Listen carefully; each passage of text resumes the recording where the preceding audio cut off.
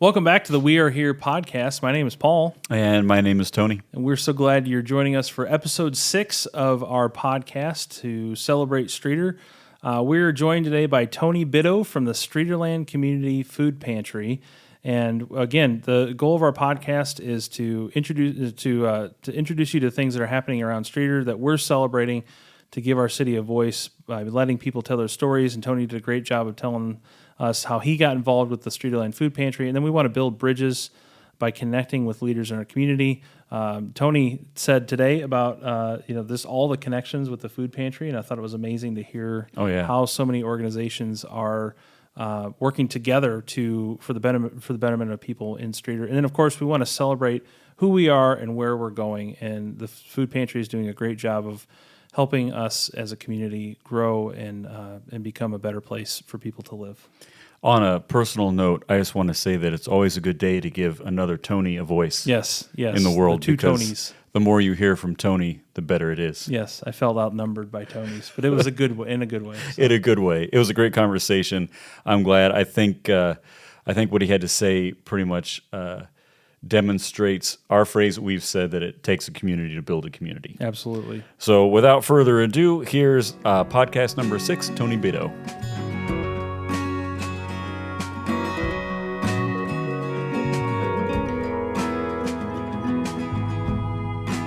Welcome back to the We Are Here podcast. We're here today with Tony Bitto, and so my name is Paul, and this is Tony and Tony. So we have Tony squared today. So that'll be fun. I'll have to specify who I'm talking to. He can be T1. I'll be T2. Okay, Tony 1 or T1 and Tony 2. Well, my real first name is Lewis. So okay, all right. Well, we go by my middle name. Will we confuse people if we call you?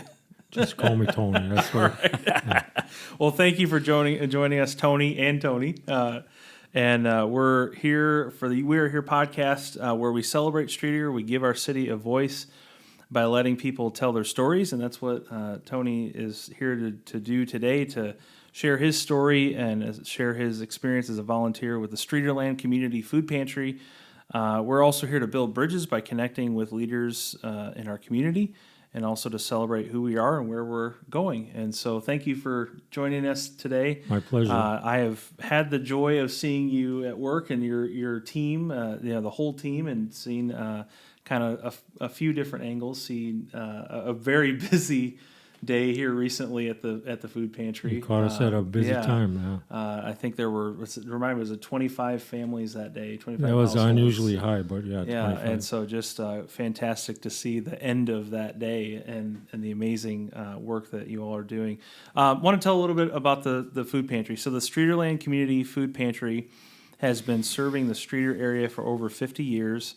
They aid individuals and families across LaSalle and Livingston counties with resources to overcome barriers and improve people's lives, seeking to end hunger in the Streatorland area through their team of volunteers and partnerships with other community organizations. The Pantry has partnered with programs like Stamp Out Hunger and are constantly looking for opportunities to increase food hunger awareness. They offer emergency assistance, emotional support, educational opportunities, and more to fulfill their mission, which is to provide nutritious food and resources for our neighbors with dignity and equity through partnership and innovation. So, Tony, again, thanks for being here with us. And is there any info that you want to add about yourself or about the food pantry, just kind of by way of introduction, and then we'll get on to some more info about what you do. Anything you want to add for us? Well, I'm a retired middle school teacher from Waukesha, Wisconsin, and I taught 7th grade physical education and health. My stepson met a girl from Streator. Okay. They married and moved down here, started a business. Then my daughter moved down here with my granddaughter. So Mom, Grandma, and Grandpa had to come down by the grandkids. Yeah. So here we are. Well, we're glad to have you here. Yeah. So Thanks. How many years did you teach? 30. 30 years. That's incredible. In middle school the whole time, or? Last 2 years I was in high school and the juvie center in Waukesha. Oh, wow. Okay. But I coached football also, and I hung on for 7 years after I retired, subbing, and hung on with the football job. Amazing. Well, thank you for your years of service as a teacher as well, and we're excited to have you here with us. The reason that we've asked you to come is, again, I've personally witnessed and heard your heart for those who are struggling to make it, to make ends meet, I guess is the way to say it. Here in our area, and I've seen you and the other volunteers at the food pantry do amazing work, going above and beyond, even past what the I guess the job description would be.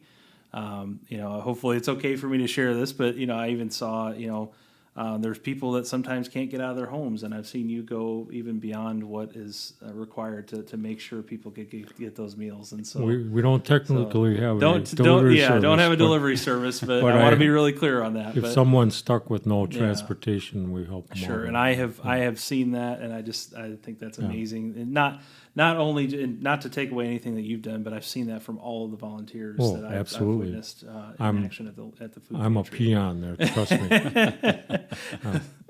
So, okay. Well, before we focus our attention on the food pantry itself, and you've shared a little bit about your story, but and your connection, but beyond, maybe beyond just moving here to be with family, what else? What do you think drew your family to become a part of the community? How did you become a part of Streator, and not just to live here, but how did you get connected here? How did you? Well, Dawn, my daughter-in-law, family relations are a little slow coming, but anyway, she attends church here, and we started coming here and liked it because it reminded us a lot of our church in Waukesha up in Wisconsin, which we loved. Were you a lifelong resident in Waukesha, or did you live No, there no, just for a long time? Or I'm from Illinois originally. Okay. And grew up. We moved from Chicago when I was young up to Gurnee, Okay. Grays Lake area. Yeah. And I went to college in Waukesha, Carroll Okay. College. Okay.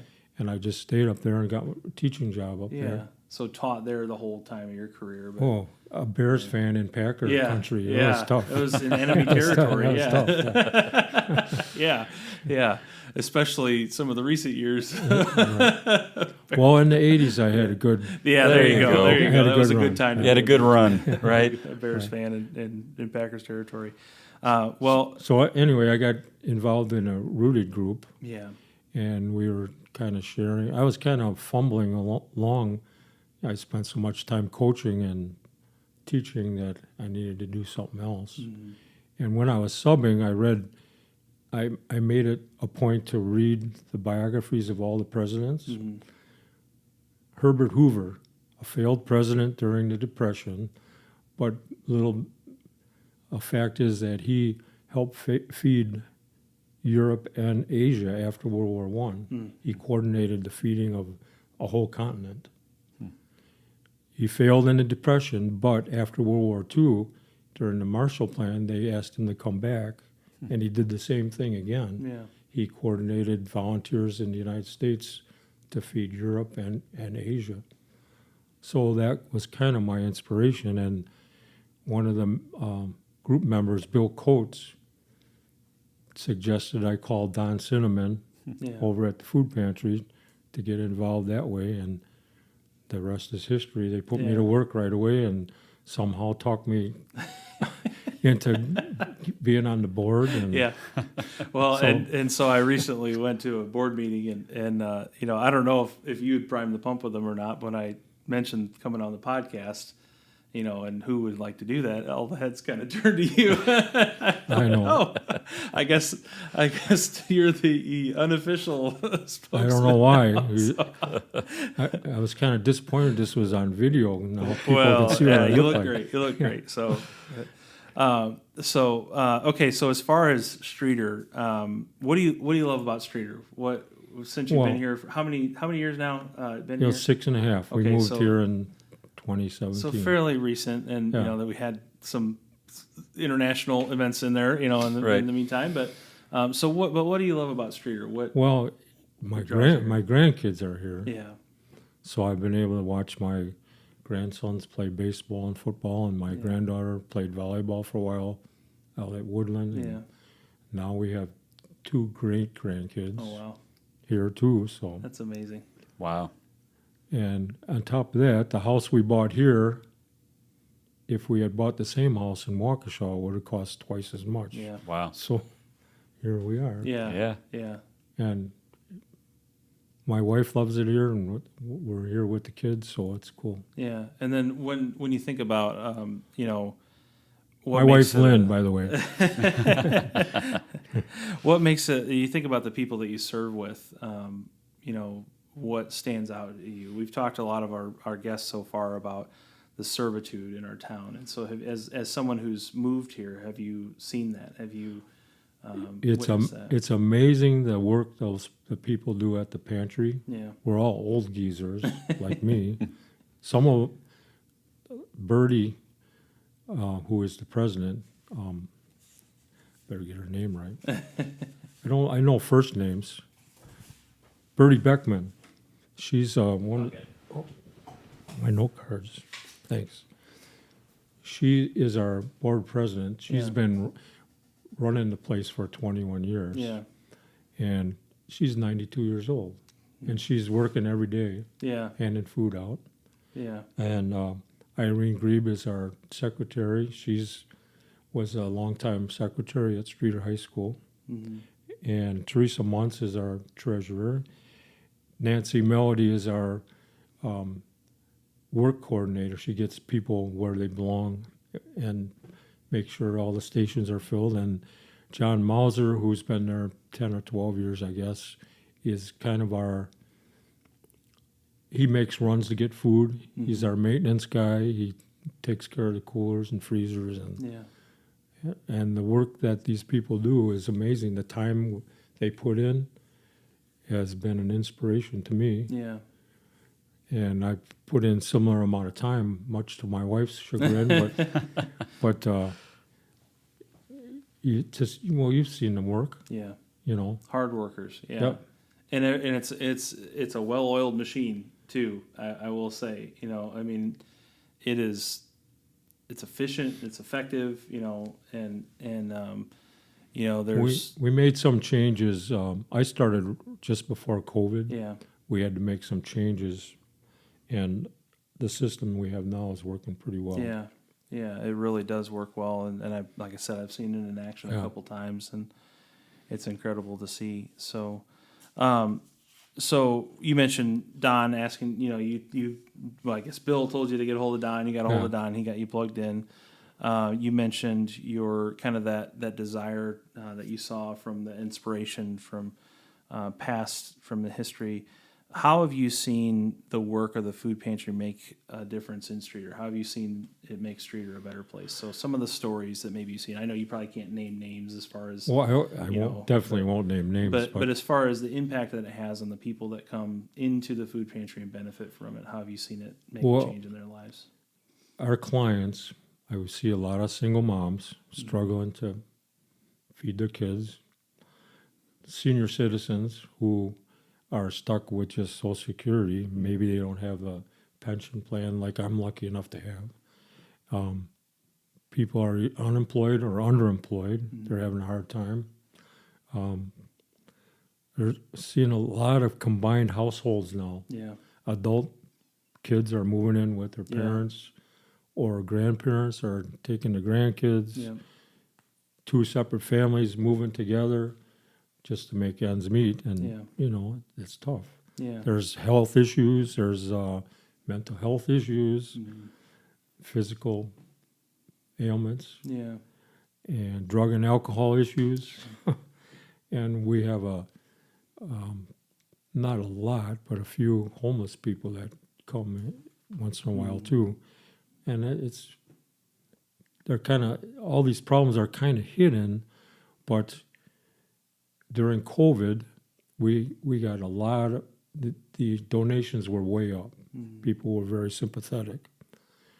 Since COVID, the donations are down. They're still healthy, but down. And the link card, which is food stamps, Yeah.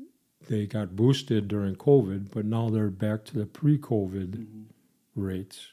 So the combination of those factors has increased our client number. Right. We're getting new people just about every day Yeah. Yeah. that we're open. Yeah. The incredible thing, hopefully it's okay for me. So you guys had the board when you first walk in with the numbers on it. Yeah. And so it represents, the number of people in a household and, Hmm. and how many adults, how many kids. And so I noticed, there was several households where it has to be, grandma and grandpa and mom and dad and the kids. And, and so, you just think about how people are just trying to survive. They're combining households and they're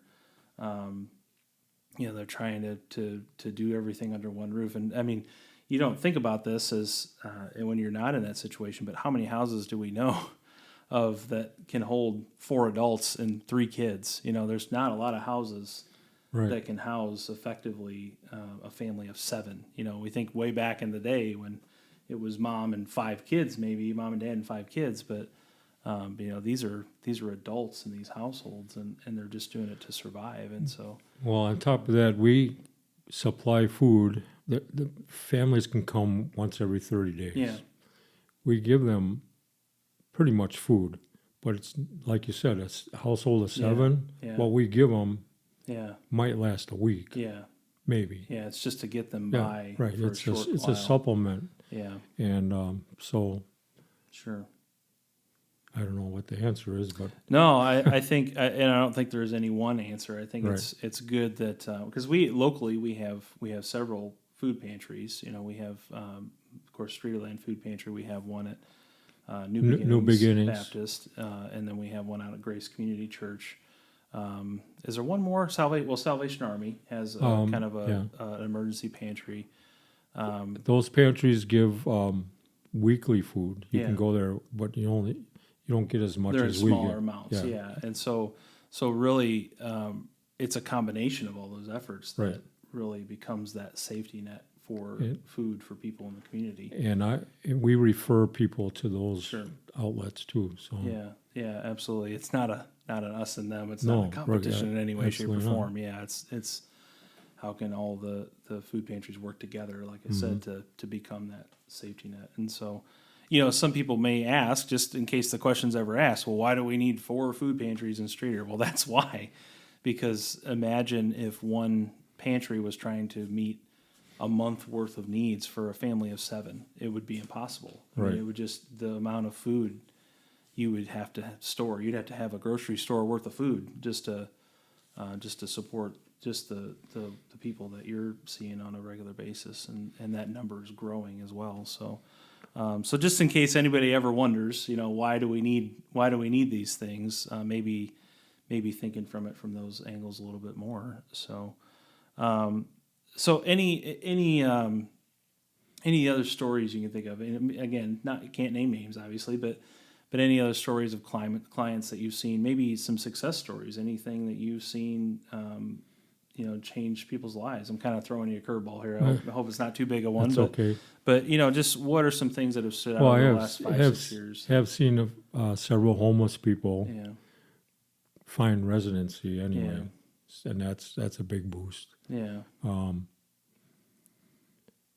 We have serviced a couple people in lower income housing who they couldn't take food because they had no way to cook it. They had no pots and pans. And here's another, the volunteers at the food pantry the next day brought pots and pans. Oh, wow. And we ran it over to them. We've given coats to people who needed coats. And the shoes, we've brought shoes in. The volunteers bring shoes in, and whenever we see the need, we hand those out. But I just can't say enough for our volunteers. We have such a big heart of giving. It's unreal. It's an inspiration to me. Yeah.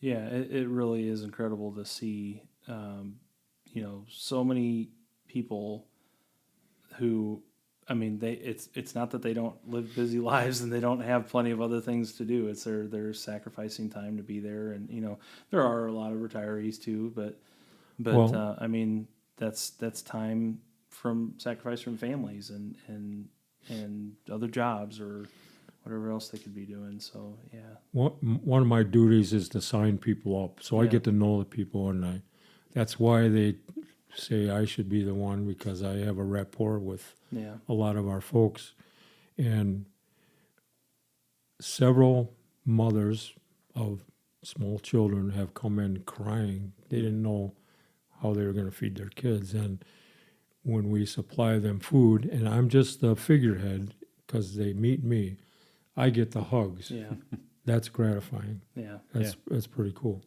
Even though I'm just a small part of the whole yeah, situation, at least I'm able to see the gratitude that people have. yeah. It's very rewarding to, It is. to see It that is. and to feel that connection with the people Mhm. that you're serving. And I'll take the glory, I guess, but it's not me. yeah. I'm just one of the cogs in the machine. No, and that's something I love about you, Tony. Is it's not about you. As long as I've known you, Well, I get to reap the benefits Yeah. of the hugs.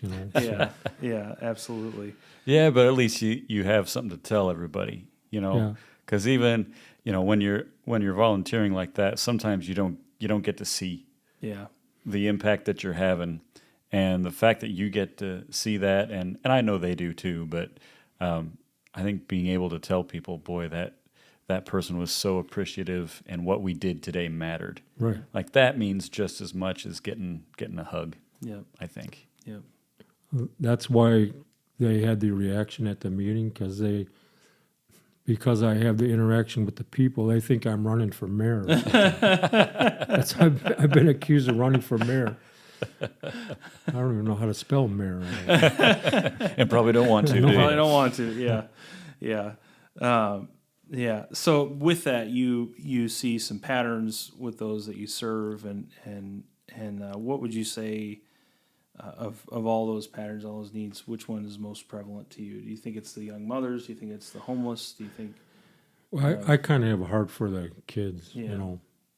So the households with the children, with and the them, kids, especially the single moms, because when I met my wife, she was a single mom, and I know what she had to go through yeah, back in the day. yeah. So that That if you don't work, you're single mom, you don't work, you can qualify for health care. If you get a job, part-time job even, you make too much money to qualify for health care. That was her situation anyway. yeah, So, they're stuck. What are you going to do? yeah. And That probably is a good way to lead us into some of the roadblocks that we see. So tell us about that. Tell us some more about what do you see some of the roadblocks are that keep us from helping people in the community. What do you see when you're dealing with people on a day-to-day basis that keeps them from getting the help that they need? well, I don't judge. Yeah, We provide the fish and the loaves, and he does the rest. yeah, So I try not to judge, but I have heard comments from outside people. Oh, why aren't they working? They should be working. There's 3 or 4 adults in the household. Who knows what their situation is? So The The fact ro- is, they need help. yeah, and they need to be treated like human beings. Right. Right. It's not black and white, and it's not for me to judge what their situation is. They're coming for help, and that's what we're there for, yeah. to give them help. Yeah. Yep. So I don't know.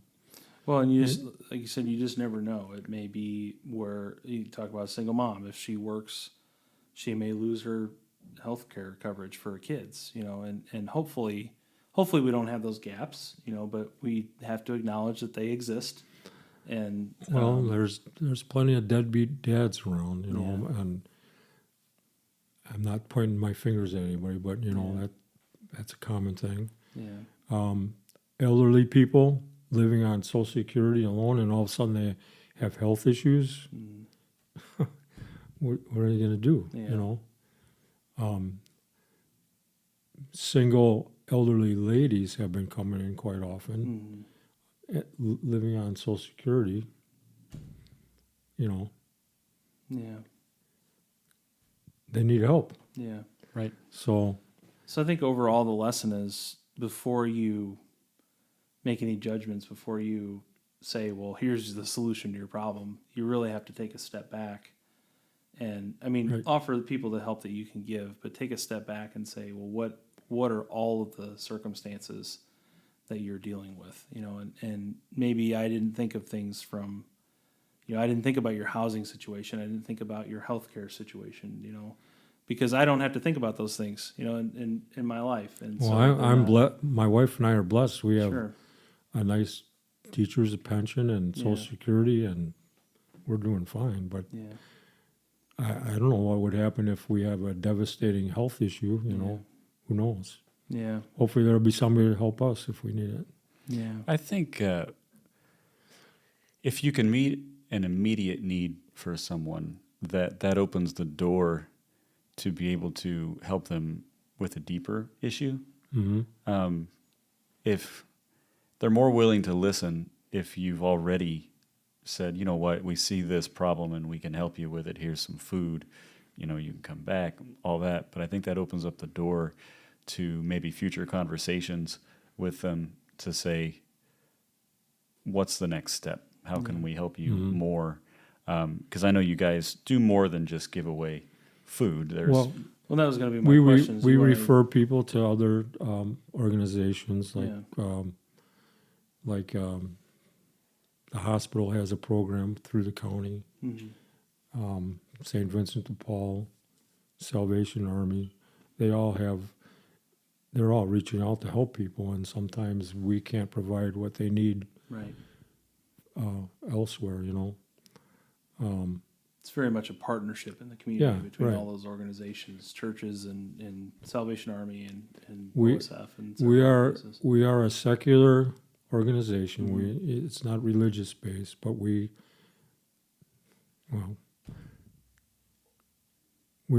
I want to be as Christ-like as possible Yeah. in that situation without being overtly Yeah.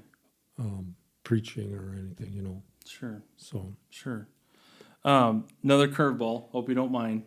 Can you run us I through? can hit a fastball, not a curve. Well, it's a question I didn't give you, but Softballs are better. I think this would be interesting for our listeners, though. Could you walk us through the process of someone coming to the food pantry, so they start to finish? Okay. Do you think you can do that? Is that something you could walk somebody through? Sure. Because I think it's interesting. I think it's fascinating. So Okay.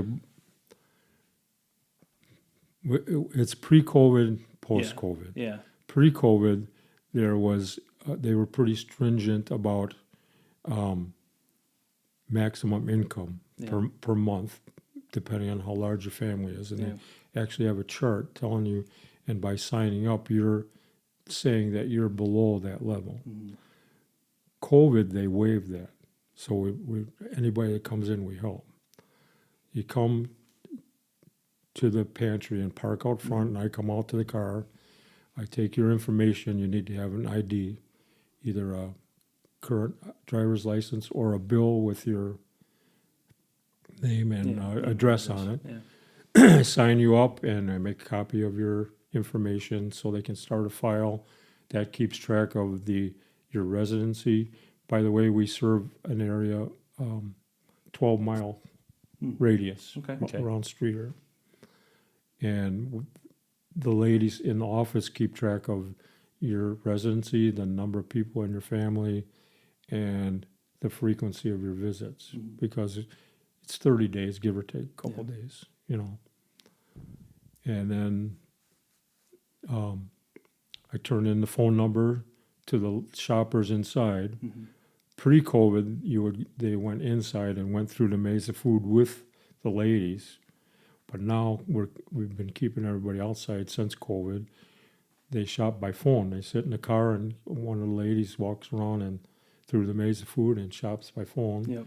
And then we have a crew of guys that will bring the food out, and we back them into the garage door and load them up, and off they go. Yep.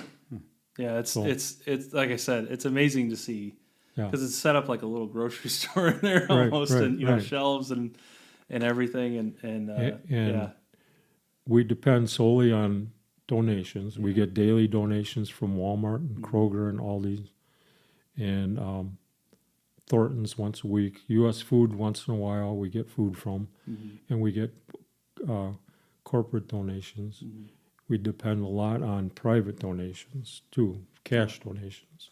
Everything that we take in goes towards the maintenance of. We rent from Streator Unlimited. yeah, That pays rent, and they pay the utilities for us. So Yeah. it's been a godsend. Oh, wow, yeah. it's another amazing. Yeah. mutually beneficial thing. Streator It's all- Unlimited is another great organization Right. locally. Right.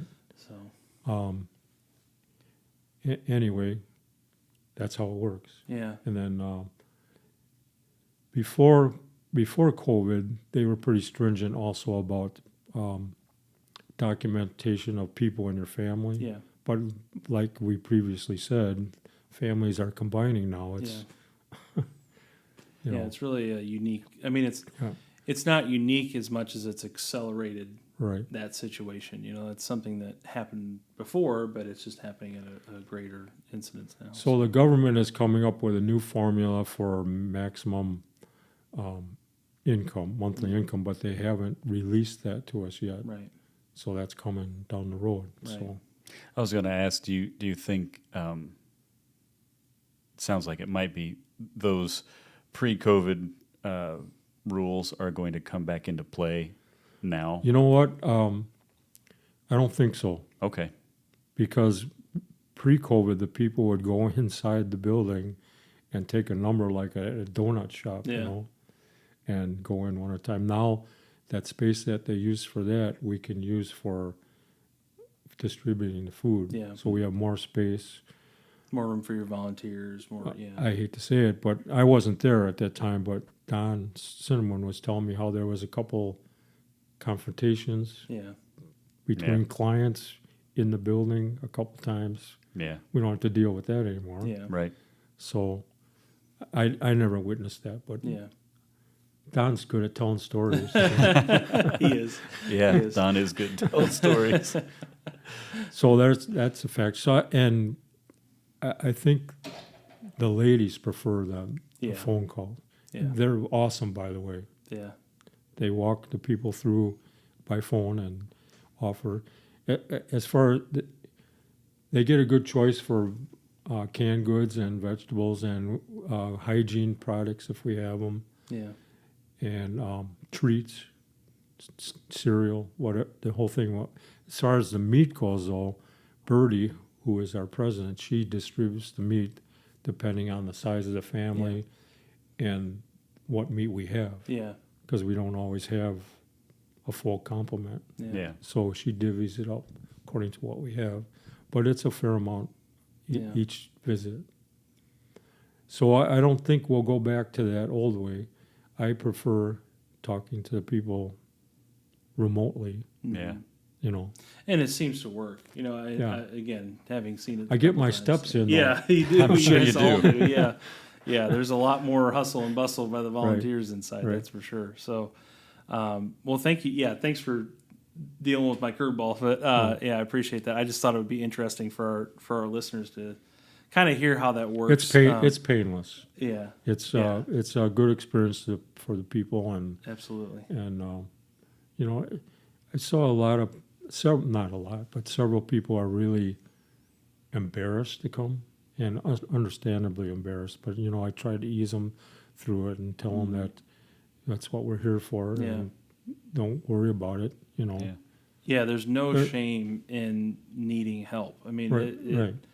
Well, I'm stubborn. My wife always gives me crap about not accepting help, doing things myself. So I understand. Yeah. Well, you So- want to be strong and independent. Oh yeah, But yeah, there's no shame when you need help to get help. I mean, I think it goes back to whether it's physical, mental, emotional, whatever, spiritual, whatever help you need.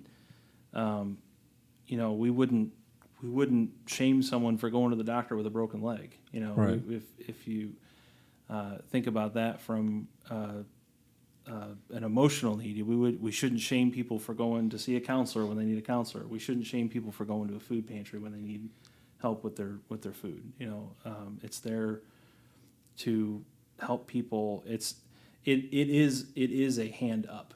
People talk about all the time. Not giving a handout, giving a hand up. It is a hand up. It's something to get you to your next paycheck or your next whatever thing you've got coming that can help you get through that week or the next week and help you get to a place where maybe the medical bills are piling up.